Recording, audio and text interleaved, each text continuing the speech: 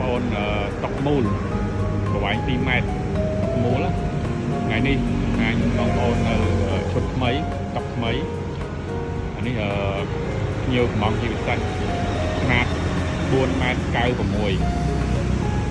ຂະຫນາດប្រវែង4 ម៉ែត្រ 96ទន្ទឹង1 ម៉ែត្រ 1 ម៉ែត្រ 26អញ្ចឹងបដៅវា4 ម៉ែត្រ 96ទន្ទឹង1 ម៉ែត្រ 26កម្ពស់76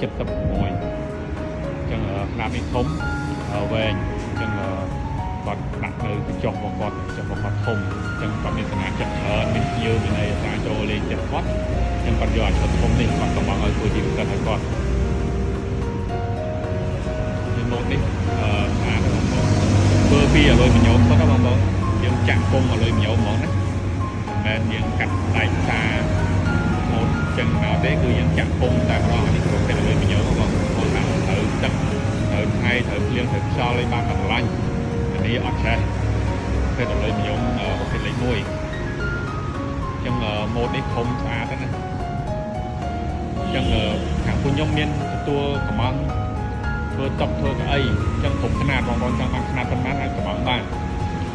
តែជាប្រភេទអាលុយមីញ៉ូមយើងស្លពុំចាក់